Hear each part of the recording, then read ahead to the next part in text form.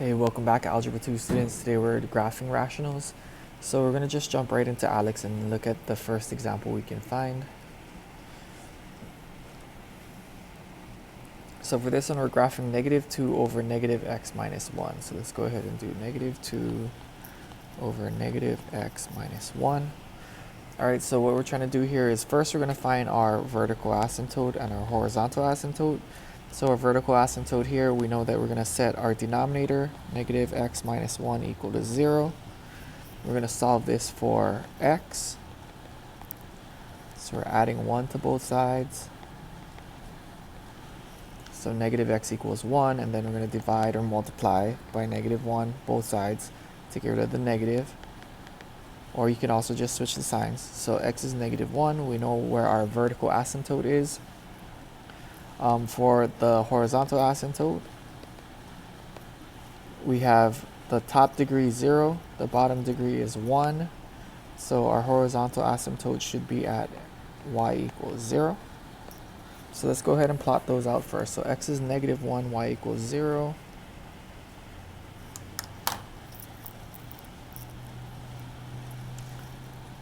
So x is at -1. Whoops, what happened there? X is at -1.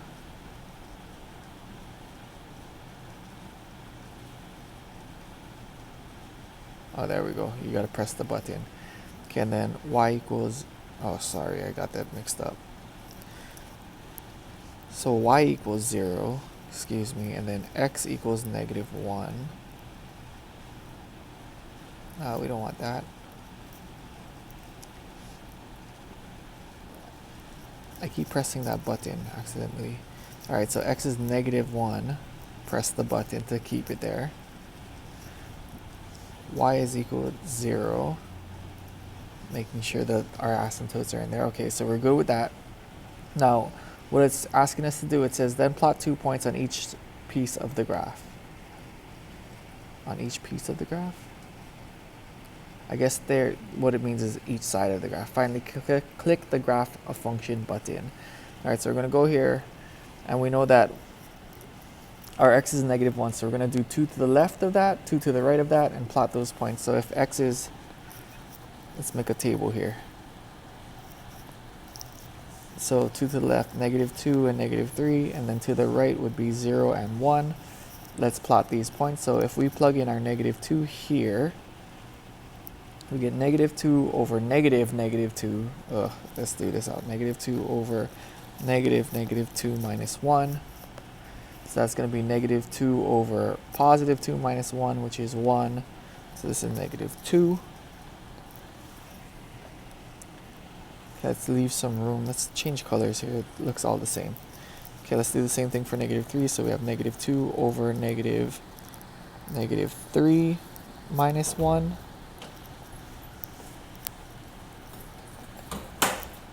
So -3 is +3 minus 1 is 2. So this is going to be -1. Okay, same thing for 0. This time we have -2 over -0, which is 0, minus 1, which is -1. So this is going to be +2. And then the last one we're doing is 1. So we have, where do we have room here? -2 over -1 minus 1. So then we have -2 over -2, which is +1. So let's plot all these points out. So we have -2, -2, -3, -1, 0, 2, and 1, 1. I think I'm going to have to go back to those. So -2, -2, we can use this thing, right? So we're going to do -2, -2, plot that point. Then we're going to do -3 and 1.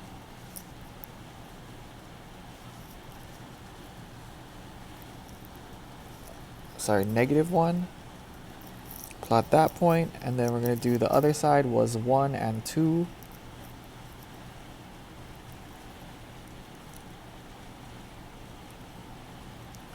And then it was, oh sorry, it was 0 and 2, yeah? So let's erase that point.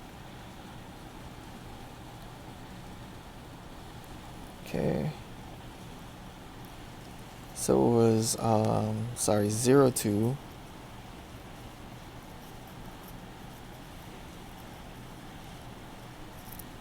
And then it was 1, 1.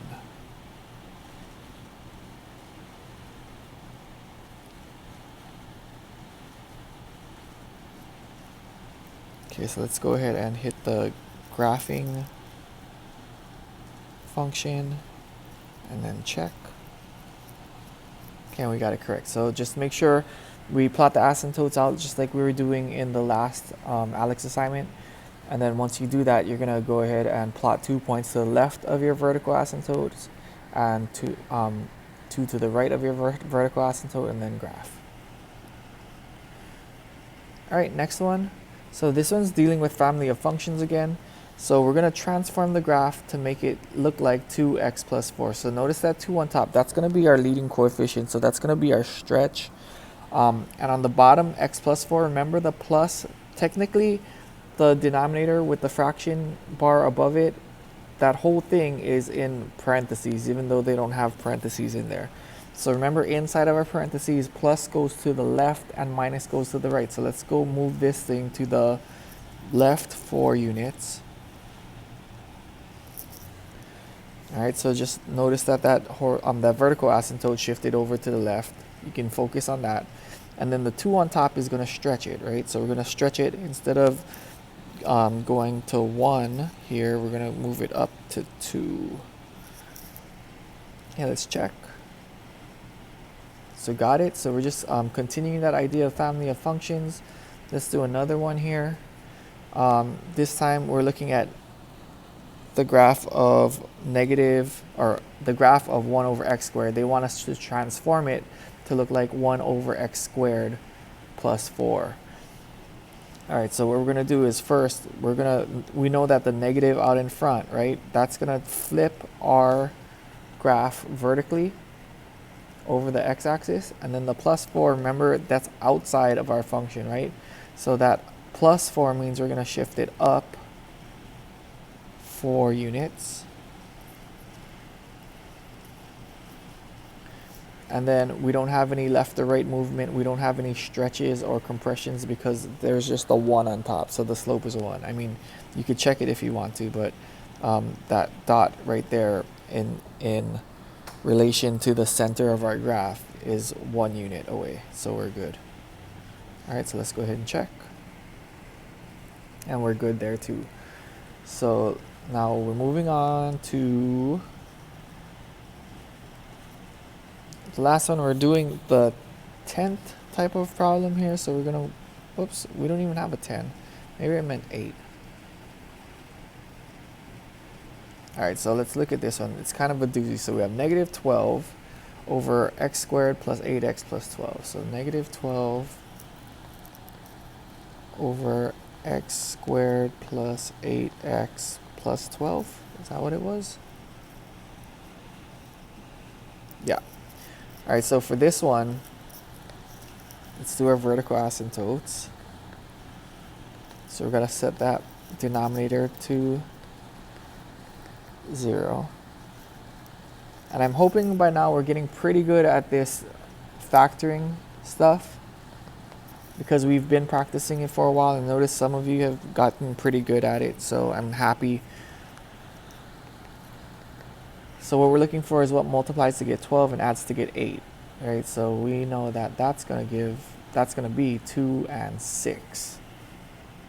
All right, once we do that, then we have to figure out, all right, this is zero product property, meaning if we have two things that are multiplied together and they equal to 0, then what that means is that either one of those things need to be 0, if not both of those things need to be 0. So let's check here. What plus 2 equals 0?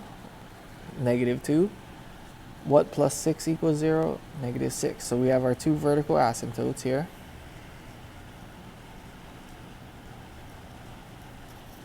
For our horizontal asymptotes, we're going to look at the degree, right? So the top has degree 0 because there's no x.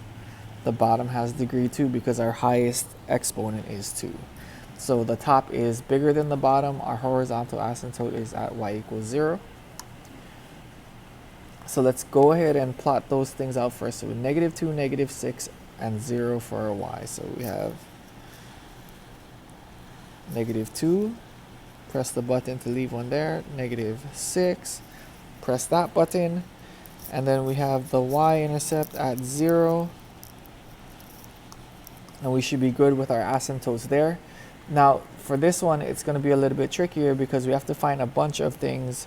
I guess it says and plot at least one point on each side of each vertical asymptote. So we only have to do one for each. So we're going to go one to the left of the first asymptote, one in the middle of the two asymptotes, and one to the right. So let's make a table here. So the smallest one is negative 6. So let's do a negative 7. That would be to the left of our first asymptote. One in the middle, so I don't know, negative 5 is between negative 2 and negative 6. And then one to the right side. I always like to use 0 if I can, just to plug it in there. But we're going to plug it into our equation.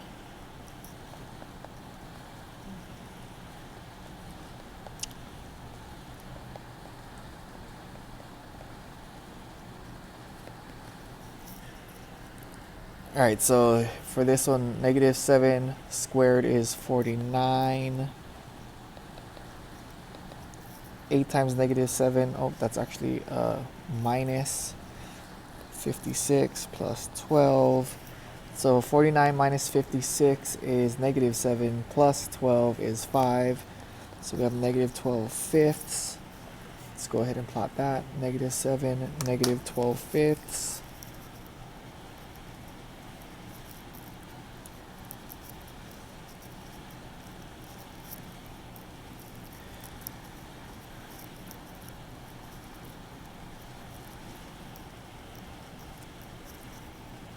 Okay, so we have our first point plotted. Let's do the next one. So we're going to plug in negative 5. Let's change colors here. Negative 12 over negative 5 squared plus 8 times negative 5 plus 12. So negative 5 squared is 25 minus 40 plus 12. 25 minus 40, negative 15 plus 12, negative 3. So negative 12 over negative 3 is 4. Okay, so negative 5 and 4 is our second point.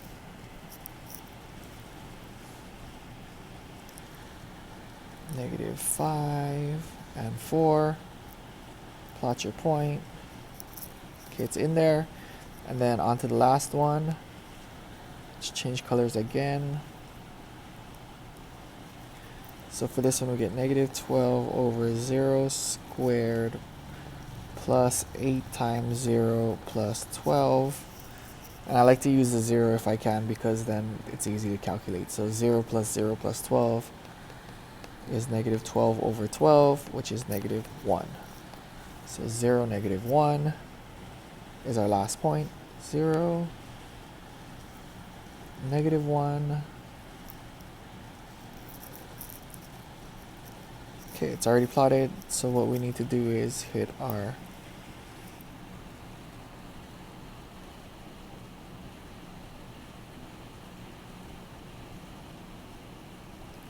Please plot a point in each highlighted region. That's so weird. And I don't know where it went.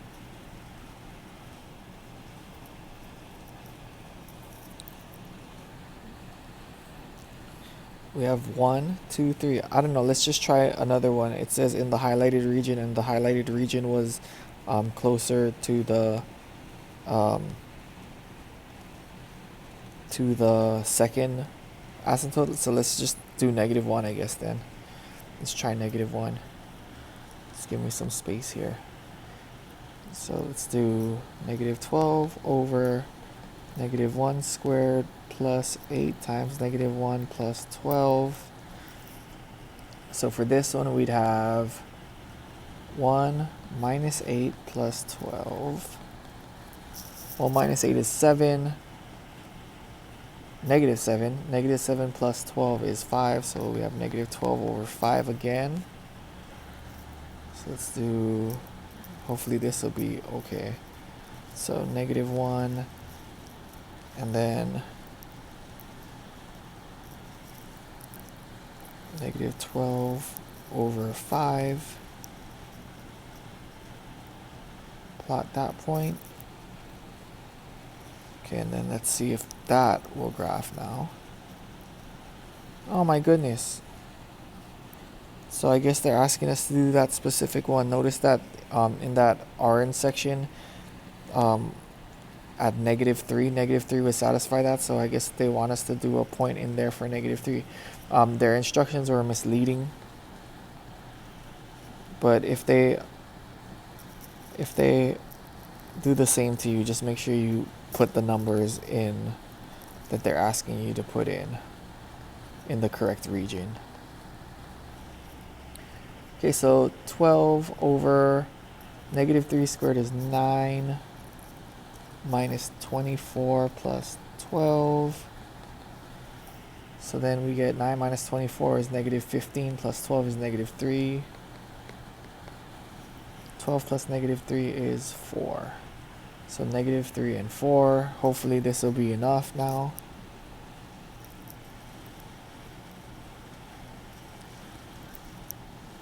Negative 3 and 4. Plot that point. Oops. Okay, it's plotted. Oh, yes, finally. Now it graphed. So let's go ahead and check. And we got it correct. So I guess try to do the numbers to the 1 unit to the left and 1 unit to the right of each asymptote. So you should have 4 total, and that should be sufficient, I think. Yeah, good thing we did this together, because then if not, then it would probably have been an even bigger mess.